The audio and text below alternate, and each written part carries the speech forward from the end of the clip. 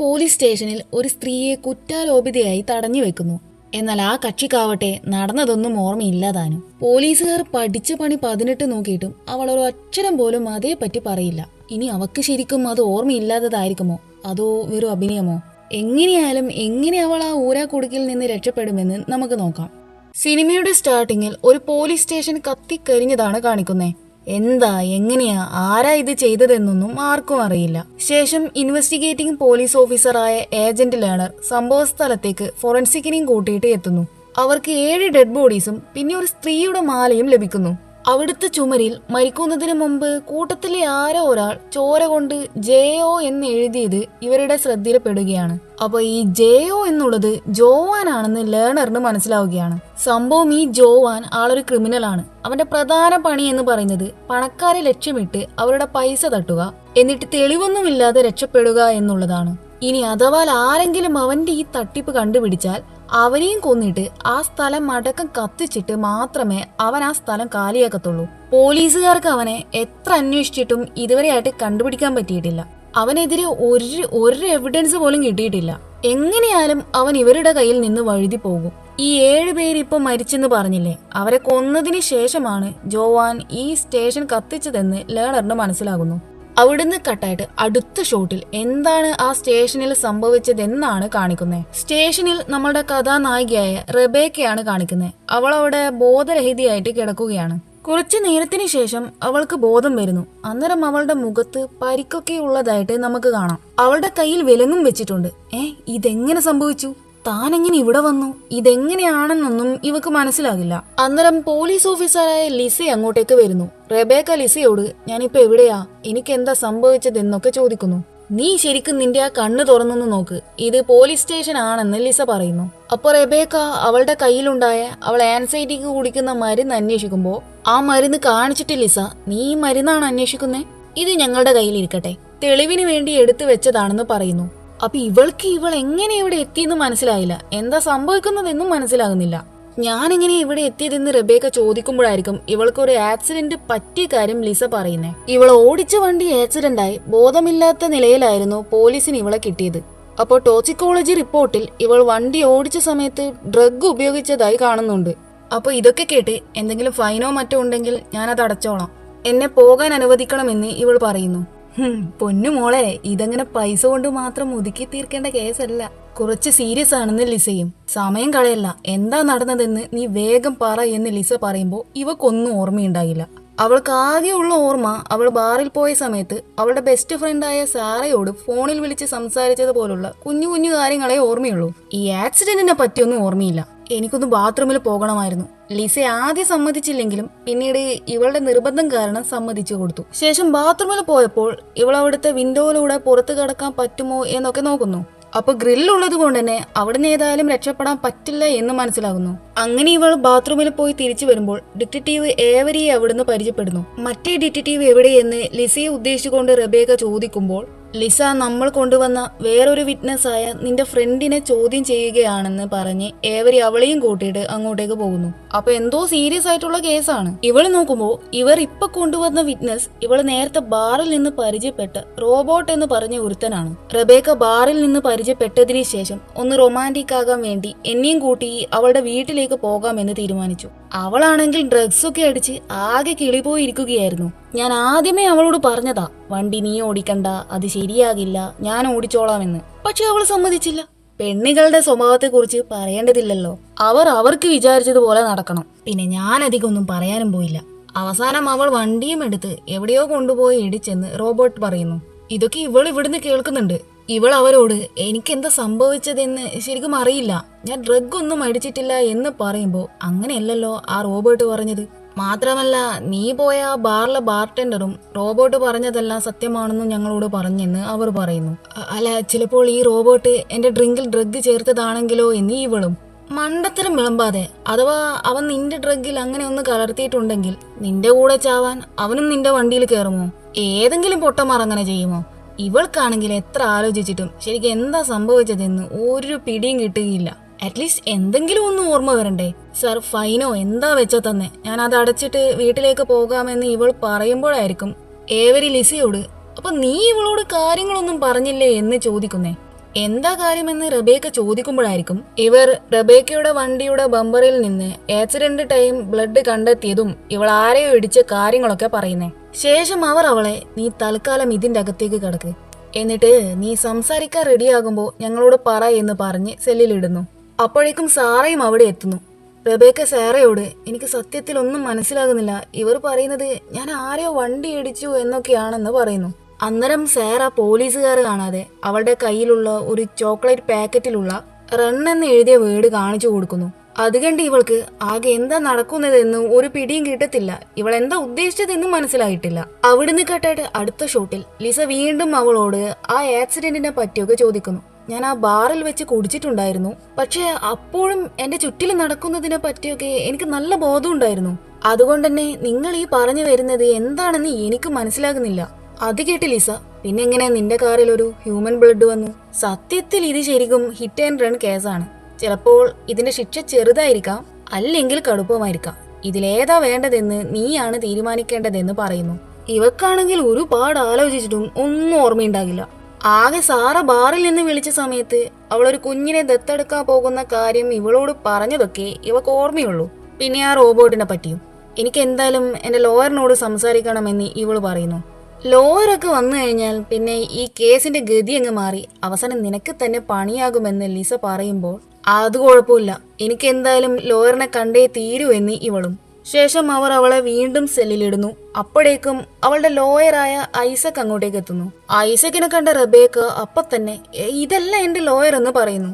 Sorry, നിങ്ങളുടെ lawyer Mrs Rosenberg ഇപ്പൊ നാട്ടിലില്ല, അവർ ഫാമിലി വെക്കേഷന് അവരുടെ സിസ്റ്ററിന്റെ അടുത്തേക്ക് പോയിട്ടാണുള്ളതെന്ന് ഐസക് പറയുന്നു. അവിടുന്ന് കേട്ടായിട്ട് അടുത്ത സീനിൽ ഇവർ എത്ര പറഞ്ഞിട്ടും റബേക്ക വിശ്വസിക്കാത്തത് കൊണ്ട് ഏവരി അവളുടെ കാർ ഇടിച്ച് തരിപ്പണമാക്കിയ ഫോട്ടോസൊക്കെ അങ്ങ് കാണിച്ചു കൊടുക്കുന്നു. എന്നിട്ട് നിനക്ക് ഇപ്പോഴും ഒന്നും ഓർമ്മയില്ല എന്ന് ചോദിക്കുന്നു.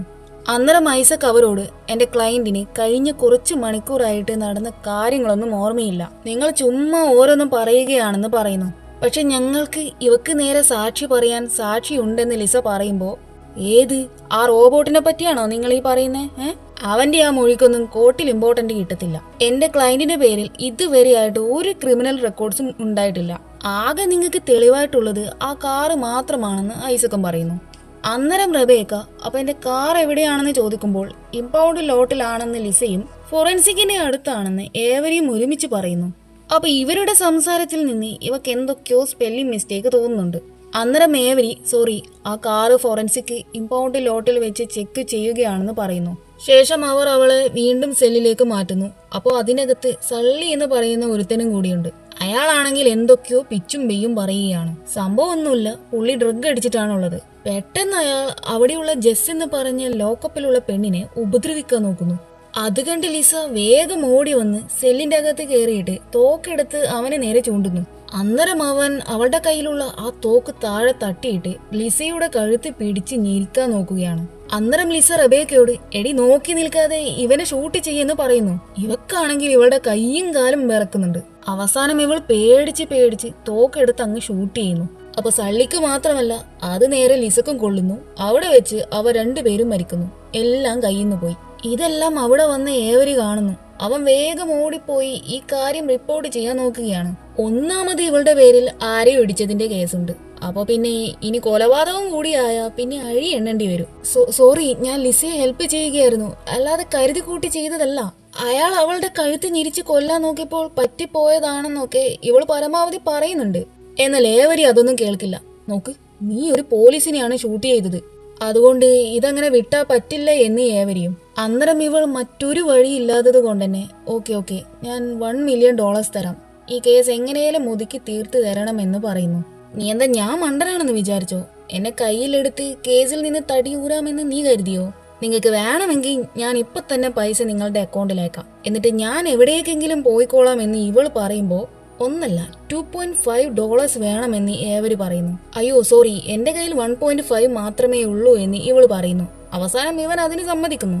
ശേഷം ഏവരി നിന്റെ ബാങ്ക് അക്കൗണ്ട് വേഗം ലോഗിൻ ചെയ്യുന്നു പറഞ്ഞ് അവക്കൊരു ലാപ്പ് കൊടുത്തിട്ട് ഞാനിപ്പോ വരാമെന്ന് പറഞ്ഞിട്ട് അവിടുന്ന് പോകുന്നു. അവൻ പോയതിനു ശേഷം അവിടുത്തെ ടേബിളിൽ നിന്ന് പ്രോപ്പ് ഡിപ്പാർട്ട്മെന്റ് എന്ന് എഴുതിയ ഒരു ബാഡ്ജ് ഇവക്ക് കിട്ടുന്നു. അന്നേരം ഇവക്ക് എന്തൊക്കെയോ സ്പെല്ലിംഗ് മിസ്റ്റേക്ക് തോന്നുകയാണ്. ശേഷം അവൾ അവിടുത്തെ കമ്പ്യൂട്ടർ ഓൺ ചെയ്ത് നോക്കുമ്പോൾ പ്രോപ്പറായിട്ടുള്ള ഒരു പോലീസ് റെക്കോർഡ്സ് പോലും അതിലുണ്ടാകില്ല. അറ്റ്ലീസ്റ്റ് കേസ് റിപ്പോർട്ട്സോ അറസ്റ്റ് റെക്കോർഡ്സോ എന്തെങ്കിലും വേണ്ടേ, അതൊന്നും ഉണ്ടാകില്ല. തുടർന്ന് അവൾ അവിടുത്തെ ഫോണിൽ കോൾ ചെയ്യാൻ ട്രൈ ആക്കുമ്പോൾ അതൊന്നും കണക്റ്റ് ആകില്ല. ഇവിടുന്നാണ് ഇവൾക്കൊരു കാര്യം മനസ്സിലാകുന്നത്, ഈ സ്റ്റേഷനും ഇവിടുത്തെ എൻവയൺമെന്റ് മൊത്തം ഫേക്ക് ആണെന്ന്. അന്നേരം ഐസക് ഇവളോട് സംസാരിക്കാൻ വേണ്ടി വരുന്നു. അപ്പൊ ഐസക്കിനെ അവിടെ കണ്ട ഏവരി വേഗം അവനോട് അവിടുന്ന് പോകാൻ വേണ്ടി പറയുന്നു. സോറി, എനിക്ക് എന്റെ ക്ലയന്റിനോട് ഒന്ന് തനിച്ച് സംസാരിക്കണം. ഇവളുടെ വണ്ടിയിൽ കണ്ട ബ്ലഡ് അത് മനുഷ്യന്റെ തന്നെയാണോ എന്നുള്ള ലാബിന്റെ റിസൾട്ടിനെ പറ്റി സംസാരിക്കാനാണ് ഞാൻ ഇങ്ങോട്ട് വന്നതെന്ന് ഐസക്കും. അതെന്തോ ആകട്ടെ, നിങ്ങൾ വേഗം ഇവിടുന്ന് പോകണമെന്ന് പറഞ്ഞ് ഏവരി ഐസക്കിനെ പറഞ്ഞയക്കുമ്പോഴായിരിക്കും റബേക്ക ഏവരിയുടെ കയ്യിലുള്ള തോക്ക് പിടിച്ചു വാങ്ങി അവർക്ക് നേരെ തോക്ക് ചൂണ്ടിക്കൊണ്ട്, ഇവിടെ നടക്കുന്നത് എന്താണെന്ന് അറിയാൻ ഞാൻ കുറച്ച് വൈകിപ്പോയി. നീയും ഈ സ്റ്റേഷനൊക്കെ ഉഡായിപ്പാണെന്ന് എനിക്ക് മനസ്സിലായി. നിന്നെ പോലെയുള്ള തരികിടകൾക്കൊന്നും ഞാൻ പൈസ തരേണ്ട ആവശ്യമില്ല. എടി, ഇത് ഒറിജിനൽ പോലീസ് സ്റ്റേഷൻ തന്നെയാ. ഇവിടെ പണി നടക്കുന്നത് കൊണ്ടാ നിനക്ക് കൺഫ്യൂഷൻ വന്നത്. നീ ആ തോക്ക് താഴെ ഇടുന്ന ഏവരിയും മര്യാദയ്ക്ക് എന്നെ ഇവിടുന്ന് പോകാൻ വിട്ടോ, ഇല്ലെങ്കിൽ ഞാൻ എല്ലാത്തിനെയും കൊന്നു കുഴിച്ചു മൂടുമെന്ന് ഇവൾ പറയുമ്പോൾ നിന്നെ എന്തായാലും വിടാൻ പറ്റില്ല എന്ന് ഏവരിയും പറയുന്നു. പിന്നെ ഒന്നും നോക്കില്ല, അവൾ അവർക്ക് നേരെ ഷൂട്ട് ചെയ്യുന്നു. എന്നാൽ അത് ഫേക്ക് ഗണ്ണായിരിക്കും. അന്നേരം ആ റോബോട്ട് ഇവളുടെ പിറകിലൂടെ വന്ന് ടേസർ കൊണ്ട് ഇവളെ ഷോക്ക് എടുപ്പിച്ച് അങ്ങ് ബോധം കെടുത്തുന്നു.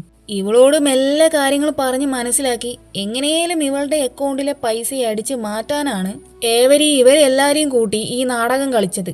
ഇവർ ഓരോരുത്തർക്കും പൈസയുടെ ആവശ്യമുള്ളത് കൊണ്ടാ ഇവരെല്ലാവരും ഏവരിയുടെ കൂടെ നിൽക്കുന്നേ. ആ നേരത്തെ റബേക്ക ലിസയും സള്ളിയും കൊന്നത് കണ്ടില്ലേ? ആക്ച്വലി അവരൊന്നും മരിച്ചിട്ടുണ്ടായിരുന്നില്ല. ഇവരുടെ കയ്യിലെ ആ പൈസ അടിച്ചു മാറ്റാൻ വേണ്ടി ഇവർ പ്ലാൻ ഇട്ടതായിരുന്നു ഇതൊക്കെ. ഇവർ സാറയ്ക്കും കൈക്കൂലി കൊടുത്ത് റബേക്കയുടെ കയ്യിൽ നിന്ന് പൈസ അടിച്ചു മാറ്റാൻ നോക്കിയിട്ടുണ്ടായിരുന്നു. സാറ അവളുടെ സ്വന്തം ബെസ്റ്റ് ഫ്രണ്ടിനെ ചതിക്കാൻ തയ്യാറായില്ല. അതുകൊണ്ടാണ് അവൾ നേരത്തെ വന്ന് റൺ എന്ന വേർഡ് കാണിച്ചു കൊടുത്തത്. മര്യാദയ്ക്ക് എല്ലാം അവരുടെ പ്ലാനിൽ വരികയായിരുന്നു. അപ്പോഴായിരുന്നു ആ റോബോട്ട് എടുത്തു ചാടി അവളെ അങ്ങ് ബോധം കെടുത്തിയത്. ഇനി എന്തായാലും ഇവർ ഉടായിപ്പാണെന്ന് അവൾക്ക് 100% ഉറപ്പ് വരും. റോബോട്ട് അങ്ങനെ ചെയ്തില്ലായിരുന്നെങ്കിൽ ഏവരി എങ്ങനെയെങ്കിലും അവരെ തെറ്റിദ്ധരിക്കുകയാണെന്ന രീതിയിൽ കൺവിൻസ് ആക്കിയേനെ. ഇത് അവനെല്ലാം കൊണ്ടുപോയി തൊലച്ചത് കൊണ്ട് തന്നെ ഏവരി അവനെ തേറി പറഞ്ഞു കൂട്ടുന്നുണ്ട്. അവിടെ കൊണ്ട് തീരില്ല, ഈ ഓപ്പറേഷനിൽ നീ ഞങ്ങളുടെ കൂടെ വരണ്ട, നിന്നെ ഇനി കണ്ടുപോകരുത് എന്ന് റോബോട്ടിനോട് ഏവരി പറയുന്നു. അവിടുന്ന് കട്ടായിട്ട് അടുത്ത സീനിൽ ബോധം വന്ന റബേക്ക ബാക്കിയുള്ളവരോട് നിങ്ങൾ ആരാണെന്ന് ചോദിക്കുന്നു. സംഭവം എന്താണെന്ന് വെച്ചാൽ ഈ റബേക്കയ്ക്ക് മുമ്പ് ലൂയിസ് എന്ന് പറയുന്ന ഒരുത്തനായിട്ട് റിലേഷൻ ഉണ്ടായിരുന്നു. ഈ ലൂയിസും ഏവരിയും ഒരുമിച്ച് ഫോസ്റ്റർ കെയറിലായിരുന്നു വളർന്നത്. സഹോദരന്മാരെ പോലെയായിരുന്നു അവർ. ഇപ്പൊ ഈ ലൂയിസ് മരിച്ചു. അവനെ കൊന്നത് റബേക്കയാണെന്നാണ് ഏവരി വിശ്വസിച്ചു വെച്ചിരിക്കുന്നത്. ഞാൻ അവനെ കൊന്നിട്ടില്ല. ഒരു ദിവസം രാത്രി അവൻ എന്റെ വീട്ടിൽ വന്നിട്ടുണ്ടായിരുന്നു. അവൻ അന്ന് എന്നോട് പറഞ്ഞത് അവനോട് അടുപ്പമുള്ള ആരോ ഒരാൾ അവന്റെ പൈസക്ക് വേണ്ടി അവനെ വിടാതെ പിന്തുടരുന്നുണ്ടെന്നായിരുന്നു. സോ അവൻ അവന്റെ സ്റ്റോറേജ് ലോക്കറിന്റെ കീ എനിക്ക് സൂക്ഷിക്കാൻ വേണ്ടി തന്നു. ആ പൈസയാണ് ഇവളുടെ കയ്യിൽ ഇപ്പോൾ ഉള്ളത്. ഏത്? ഏവരിക്ക് വേണ്ടുന്ന പൈസ. ഈ പൈസക്ക് വേണ്ടിയാണ് ലൂയിസിനെ ഇവൾ കൊന്നെന്ന ഏവരി വിചാരിച്ചു വെച്ചിരിക്കുന്നേ. അപ്പൊ ഇവളെ കണ്ടതിന്റെ പിറ്റേ ദിവസം ലൂയിസിന്റെ ഓഫീസിലുണ്ടായ ഒരു തീപിടുത്തത്തിൽ ലൂയിസും അവന്റെ സ്റ്റാഫ്സും എല്ലാം മരിച്ച കാര്യം ഇവൾ പറയുകയാണ്. ഇവൾ ഇത്രയും പറഞ്ഞിട്ടും ഏവരിയുടെ ഉള്ളിൽ ഇവൾ ലൂയിസിനെ കൊന്നിട്ട് അവന്റെ പൈസ അടിച്ചു മാറ്റി എന്ന് തന്നെയായിരിക്കും. അതുകൊണ്ട് വെറുതെ സമയം കളയാതെ പൈസ അയക്കാൻ വേണ്ടി ഏവരി അവളോട് പറയുന്നു. നിന്റെ റിവെഞ്ചിന് വേണ്ടി ഈ 6 പേർക്കൊന്നും പൈസ ഷെയർ ചെയ്യാൻ എന്നെ കൊണ്ട് പറ്റത്തില്ല എന്ന് ഇവളും. 8 മില്യൺ നിന്റെ അക്കൗണ്ടിലുണ്ട്, പിന്നെ ഷെയർ ചെയ്യുന്നതിൽ എന്താ എന്ന് ഇവൻ ചോദിക്കുമ്പോഴായിരിക്കും 8 മില്യണോ? അത്രയൊന്നും എന്റെ കയ്യിലില്ല. ആ പൈസ ഉണ്ടായിരുന്നെങ്കിൽ ഞാൻ ഈ നാട്ടിൽ നിൽക്കുമെന്ന് നിങ്ങൾക്ക് തോന്നുന്നുണ്ടോ? എന്റെ കയ്യിൽ ആകെ ഉള്ളത് 2 മില്യൺ മാത്രമാണ്. ഒന്നെങ്കിൽ നിങ്ങൾ ഇപ്പൊ പറഞ്ഞ ആ ബാക്കി പൈസ ലൂയിസിന്റെ ഓഫീസിൽ വെച്ച് അന്ന് എന്നെ കത്തി നശിച്ചിട്ടുണ്ടായിരിക്കാം, അല്ലെങ്കിൽ അത് ആരെങ്കിലും മോഷ്ടിച്ചിട്ടുണ്ടായിരിക്കാം എന്ന് ഇവൾ പറയുന്നു. ഇനിയിപ്പോ ലൂയിസിന്റെ ഓഫീസിൽ തീ വെച്ച് കാശ് അടിച്ചു മാറ്റിയത് ജോവാൻ ആണോ എന്ന് ജസ്സിന് സംശയം വരുന്നു. അല്ല, അവൻ പൊതുവെ അങ്ങനെ തന്നെയാണല്ലോ ചെയ്യാറ്. അപ്പൊ ഈ ജോവാൻ ആരാണെന്ന് ഇവക്ക് മനസ്സിലാകില്ല. ആരാ ഈ ജോവാൻ എന്ന് ഇവൾ ചോദിക്കുമ്പോഴായിരിക്കും അതാരാണെന്നും അവന്റെ കയ്യിലിരിപ്പും എന്താണെന്നൊക്കെ ഇവളോട് ഇവർ പറയുന്നേ. അത് കേട്ട ഉടനെ ഇവൾ ജോവാൻ ഏവരിയാണെന്ന് പറയാൻ തുടങ്ങുന്നു. അന്നേരം ഒന്നും നോക്കത്തില്ല, സള്ളി അവന്റെ കയ്യിലുള്ള ഒരു കുഞ്ഞി കത്തി എടുത്തിട്ട് അവളെ കൊണ്ട് പൈസ അയക്കാൻ വേണ്ടി ഉപദ്രവിക്കാൻ നോക്കുന്നു. ബട്ട് ഇവന് ഡ്രഗ് അടിക്കാൻ പറ്റാത്തത് കൊണ്ട് തന്നെ മര്യാദക്കൊന്നും നിൽക്കാൻ പോലും പറ്റുന്നില്ല. കൈയൊക്കെ ഇങ്ങനെ വറക്കുന്നുണ്ട്. ആ കത്തിയും അവന്റെ കയ്യിൽ നിന്ന് താഴെ വീഴുന്നു. സോ ഏവരി അവന് വേണ്ടുന്ന മരുന്ന് കൊടുത്തിട്ട് നീ ഓക്കെ ആകുമ്പോ വാ എന്ന് പറയുന്നു. അവിടുന്ന് കേട്ടയുടെ അടുത്ത സീനിൽ റോബോട്ട് ഏവരിയോട് ബോസ് എനിക്ക് നിങ്ങളോട് കുറച്ച് സംസാരിക്കാനുണ്ടെന്ന് പറയുന്നു. കാരണം നേരത്തെ സംഭവത്തിന് ശേഷം ഏവരി ഇവനെ നല്ലോണം പറഞ്ഞിട്ടുണ്ടായിരുന്നല്ലോ, ഇനി എന്റെ കൺമുമ്പിൽ കണ്ടുപോകരുത് എന്നൊക്കെ. അപ്പൊ തനിക്ക് ഇനി പൈസ കിട്ടുമോ ഇല്ലയോ എന്നുള്ള പേടിയൊക്കെ ഇവനുണ്ട്. എന്നെ എപ്പോഴും എല്ലാവരും ഒന്നും കൊള്ളാത്തവനായിട്ടാ കാണുന്നത്. പക്ഷെ അങ്ങനെയല്ല, എനിക്ക് നല്ല കഴിവും ബുദ്ധിയും ഉണ്ടെന്ന് പറഞ്ഞ് റബേക്കയെ എങ്ങനെയും പറഞ്ഞ് കൺവിൻസ് ആക്കിയിട്ട് അവളുടെ കയ്യിൽ നിന്ന് പൈസ എടുത്ത് തരാമെന്നൊക്കെ ഇവൻ പറയുന്നു. എടാ, എല്ലാവർക്കും ഓരോ രീതിയിലായിട്ട് ഓരോ കഴിവുണ്ട്. പക്ഷെ നമ്മൾ ഇപ്പൊ ചെയ്തുകൊണ്ടിരിക്കുന്ന ഈ ഓപ്പറേഷനിൽ നിനക്ക് കഴിവില്ല.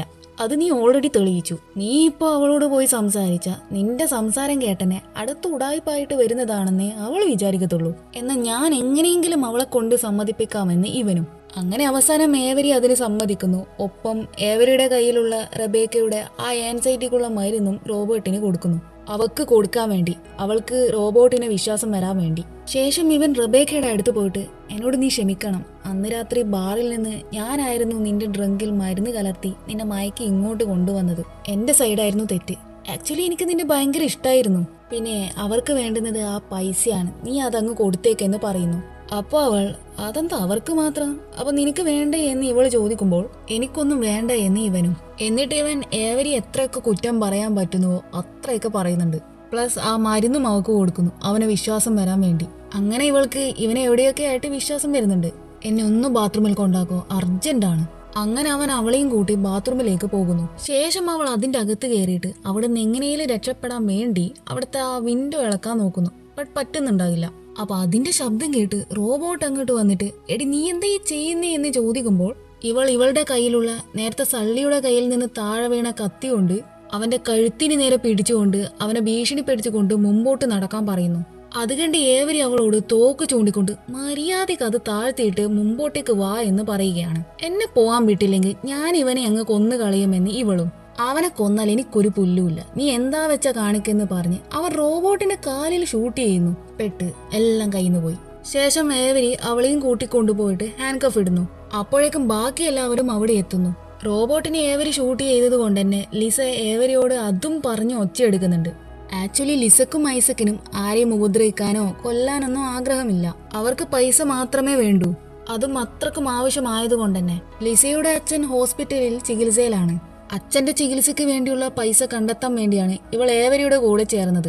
എത്രയും പെട്ടെന്ന് റോബോട്ടിനെ ഹോസ്പിറ്റലിൽ എത്തിക്കണം, അല്ലെങ്കിൽ ഇവൻ ഇവിടെ കിടന്ന് മരിക്കുമെന്ന് പറഞ്ഞ് അവന്റെ കാലിൽ ഒരു തുണി കെട്ടിക്കൊണ്ട് ലിസയും റോബോട്ടും പറയുമ്പോൾ ഏവരിക്ക് സപ്പോർട്ട് എന്ന രീതിയിൽ ഇവനൊക്കെ മരിക്കുന്നുണ്ടെങ്കിൽ മരിക്കട്ടെ എന്ന് പറഞ്ഞ് സള്ളി ആ തുണി അഴിക്കുന്നു. അങ്ങനെ ചോര വാർന്ന് റോബോട്ട് അപ്പം തന്നെ മരിക്കുകയാണ്.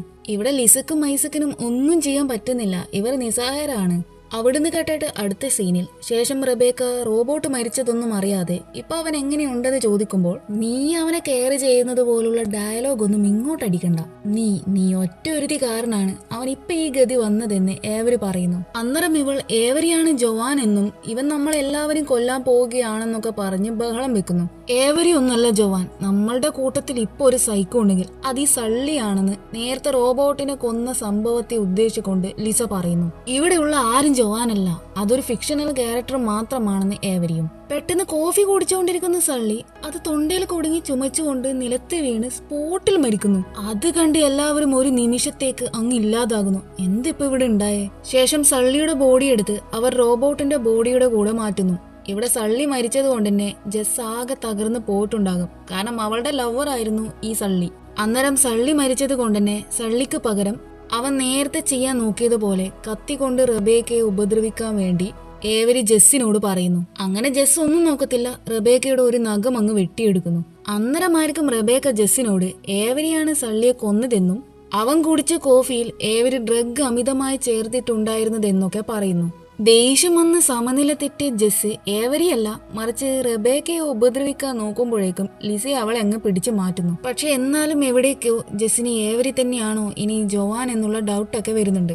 അവിടുന്ന് കട്ടായിട്ട് അടുത്ത ഷോട്ടിൽ ശേഷം ഏവരി ഐസക്കിനോട് നിനക്ക് കുറച്ച് ജോലിയുണ്ടെന്ന് പറഞ്ഞ് അവനോട് എന്തൊക്കെയോ സംസാരിക്കുന്നു. അവിടുന്ന് കെട്ടായിട്ട് ശേഷം കാണിക്കുന്നത് കുറച്ച് സമയത്തിന് ശേഷം വാ മൂടി കെട്ടി സാറയും പേടിച്ചുകൊണ്ട് ഏവരി റബേക്കയുടെ മുമ്പിൽ കൊണ്ടുവരുന്നതാണ്. എന്നിട്ട് മര്യാദയ്ക്ക് പൈസ നീ അയച്ചോ, ഇല്ലെങ്കിൽ ഇവളെ അങ്ങ് കൊല്ലുമെന്ന് ഭീഷണിപ്പെടുത്തുന്നു. ഇവളാണെങ്കിലോ ഇവളുടെ കയ്യിൽ 8 മില്യൺ ഒന്നും ഇല്ല, അത് നിങ്ങളൊന്നും മനസ്സിലാക്കി എന്ന് പറയുന്നുണ്ടെങ്കിലും ഏവരി അതൊന്നും കേൾക്കില്ല. അവൻ അപ്പൊ തന്നെ സാരയുടെ കാലിൽ ഷൂട്ട് ചെയ്യുന്നു.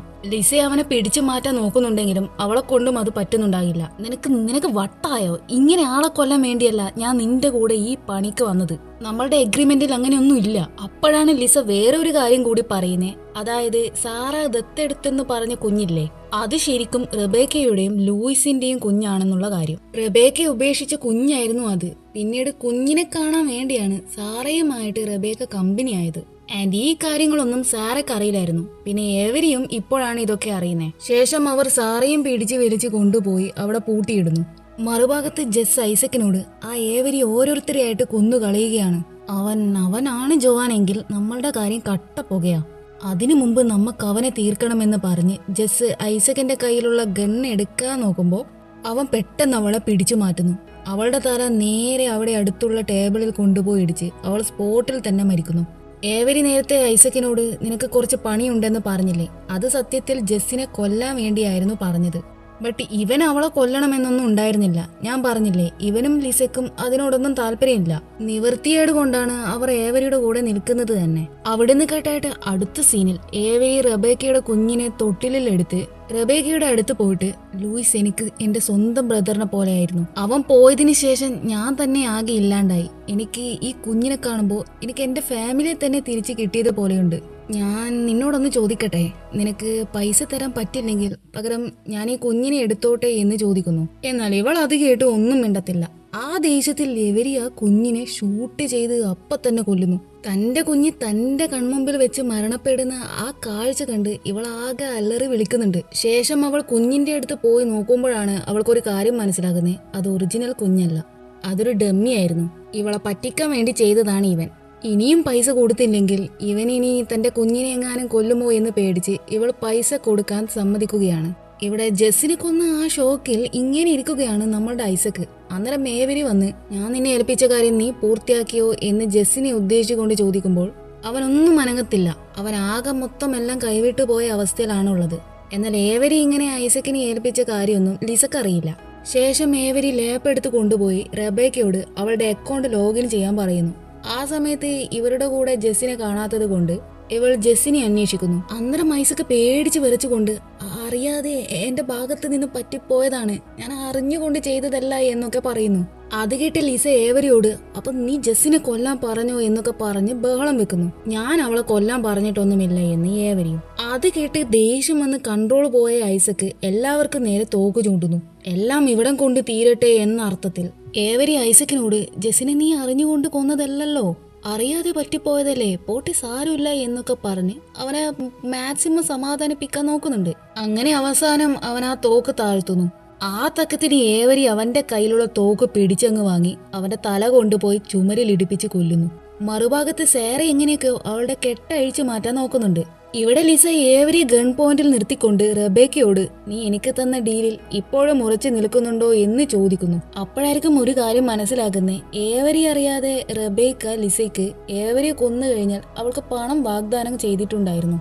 ലിസയ്ക്ക് അച്ഛന്റെ ഹോസ്പിറ്റലിന്റെ ആവശ്യത്തിന് പണം കിട്ടിയേ അടങ്ങുള്ളൂ, നിനക്ക് ഞാൻ എന്തായാലും പണം തരുമെന്ന് ഇവളും. അന്നേരം ഏവരി ലിസയുടെ കയ്യിൽ നിന്ന് ആ തോക്ക് പിടിച്ചു മാറ്റാൻ നോക്കുന്നു. പിന്നെ അടിയായി പിടിയായി ഒന്നും പറയണ്ട. ഇവർ തമ്മിൽ അടി കഴിയുന്ന സമയത്ത് റബേക്ക അവിടുന്ന് ആ ഹാൻഡ് കഫ് എങ്ങനെയൊക്കെയോ അഴിച്ചു മാറ്റാൻ നോക്കുന്നുണ്ട്. എന്നാൽ പറ്റുന്നില്ല. മറുഭാഗത്ത് ഏവരി ലിസയെ പിടിച്ചു വലിച്ച് അടിച്ചു കൊന്ന് തോക്കെടുത്ത് നേരെ റബേക്കയുടെ അടുത്ത് ചെല്ലുന്നു. അപ്പോഴാണ് ഇവൾ ഇവനോട് ഒരു സത്യം പറയുന്നേ. അതായത് സള്ളിയുടെ കോഫിയിൽ ഡ്രഗ് മിക്സ് ചെയ്ത് കൊന്നത് ഇവളാണെന്നുള്ള കാര്യം. എപ്പോഴാണെന്ന് വെച്ചാൽ ഇവള് നേരത്തെ റോബോട്ടിന്റെ കൂടെ ബാത്റൂമിൽ പോയ സമയത്ത് അവളുടെ കയ്യിലെ റോബോട്ട് കൊടുത്ത ആ മരുന്ന് അവിടുത്തെ കോഫിയിൽ ചേർത്തിട്ടുണ്ടായിരുന്നു. അങ്ങനെയാണ് സള്ളി മരിച്ചത്. അതുപോലെ റോബോട്ട് മരിക്കാൻ കാരണം സള്ളിയാണെന്നല്ലേ നമ്മൾ വിചാരിച്ചു വെച്ചിരിക്കുന്നേ. ആക്ച്വലി ഏവരി ഇവളെ പിടിച്ചു കൊണ്ടുപോകുന്നതിന് മുമ്പ് ഏവരി റോബോട്ടിനെ ഷൂട്ട് ചെയ്ത അതേ സ്പോട്ടിൽ ഇവൾ കത്തി കൊണ്ട് മുറിവേൽപ്പിച്ചിട്ടുണ്ടായിരുന്നു. അങ്ങനെയായിരുന്നു കൂടുതൽ ബ്ലഡ് പോയത്. പിന്നീടാണ് ലിസി ഒരു തുണി കെട്ടിക്കൊടുത്തതും സള്ളി അത് അഴിച്ചതും അത് കാരണം റോബോട്ട് മരിക്കാൻ കാരണമായതും. ഇവൾ ഇങ്ങനെ ചെയ്യുന്നത് ആരും കണ്ടിട്ടില്ല താനും. ഇതൊക്കെ അറിഞ്ഞ ഏവരി അവക്ക് നേരെ ഷൂട്ട് ചെയ്യാൻ പോകുമ്പോഴേക്കും അത് പൊട്ടില്ല, അത് ഫേക്ക് ഗണ്ണായിരിക്കും. തുടർന്ന് റബേക്ക അവളുടെ കയ്യിലെ ആരും കാണാതെ എടുത്തു വെച്ച തോക്കെടുത്ത് ഏവരിക്ക് നേരെ ഷൂട്ട് ചെയ്യുന്നു. എന്നിട്ട് തന്റെ കുഞ്ഞിനെയും എടുത്ത് അവൾ അവിടുന്ന് പോകാൻ നോക്കുമ്പോഴേക്കും സാറയും അവിടുന്ന് രക്ഷപ്പെട്ട് എത്തുന്നു. എന്നിട്ട് നിനക്ക് കുഴപ്പമൊന്നുമില്ലല്ലോ, നീ ഓക്കെ അല്ലേ? അവർ പറഞ്ഞതുപോലെ നീ ആ പൈസയൊക്കെ മോഷ്ടിച്ചതാണോ എന്നൊക്കെ ഒരുപാട് ചോദ്യങ്ങൾ ചോദിക്കുന്നു. ഇതിനെക്കുറിച്ച് ഞാൻ പിന്നീട് പറയാം, നമുക്ക് എത്രയും പെട്ടെന്ന് ഇവിടുന്ന് പോകണമെന്ന് റബേക്ക പറയുന്നു. അന്നേരമായിരിക്കും സാറ ഞാനിപ്പോ പോലീസിനെ വിളിച്ച് കാര്യങ്ങളെല്ലാം പറഞ്ഞു, അവർ ഇപ്പൊ ഇവിടെ എത്തും. അവർ നിന്നോട് ചെയ്ത കാര്യങ്ങളെല്ലാം ഞാൻ പറഞ്ഞു എന്ന് പറയുന്നു. അന്നേരം റബേക്ക മെല്ലെ സാറയുടെ അടുത്ത് പോയി എനിക്കും എന്റെ കുഞ്ഞിനും വേണ്ടി നീ ചെയ്ത കാര്യങ്ങൾക്ക് വളരെ നന്ദി എന്ന് പറഞ്ഞ് അവളെ അപ്പൊ തന്നെ ഷൂട്ട് ചെയ്ത് കൊല്ലുന്നു. അതിവിടുന്ന് ഏവരെയും കാണുന്നുണ്ട്. അവൻ ഇതുവരെയായിട്ടും മരിച്ചിട്ടില്ല. ശേഷം ഇവൾ അവിടെയുള്ള പെട്രോൾ എടുത്ത് ആ ബിൽഡിംഗ് മുഴുവനും കത്തിക്കാൻ നോക്കുന്നു. റബേക്ക പ്ലീസ്, നിനക്ക് നിന്റെ കുഞ്ഞിനെയും പൈസയും കിട്ടിയില്ലേ, എന്നെ വിട്ടേക്കെന്ന് ഏവരി കെഞ്ചി പറയുന്നു. അപ്പോഴായിരിക്കും ഇവളൊരു കാര്യം പറയുന്നേ, ഞാൻ റബേക്കയല്ല എന്നുള്ള കാര്യം. അതും പറഞ്ഞ് അവൾ അവിടെ മൊത്തം പെട്രോൾ ഒഴിച്ച് കത്തിച്ച് അവിടുന്ന് ഇറങ്ങുന്നു. ഇവിടെയാണ് നമുക്കൊരു കാര്യം മനസ്സിലാകുന്നത്, ഇവളാണ് യഥാർത്ഥ ജോവാനെന്ന്. ഇവിടെ ഏവരെയായിരുന്നു മരിക്കുന്നതിന് മുമ്പ് ജോവാൻ ആരായിരുന്നു എന്ന് എഴുതാൻ നോക്കിയത്. പക്ഷെ അവൻ അത് കംപ്ലീറ്റ് ആക്കാൻ പറ്റിയില്ല. അതിനു മുമ്പ് തന്നെ അവൻ മരിച്ചു. ഇവിടെ പ്രസന്റ് ആണ് കാണിക്കുന്നത്. ഇവിടെ ലേണറിന് കിട്ടിയ ആകെ തെളിവെന്ന് പറയുന്നത് ആ മാലയാണ്.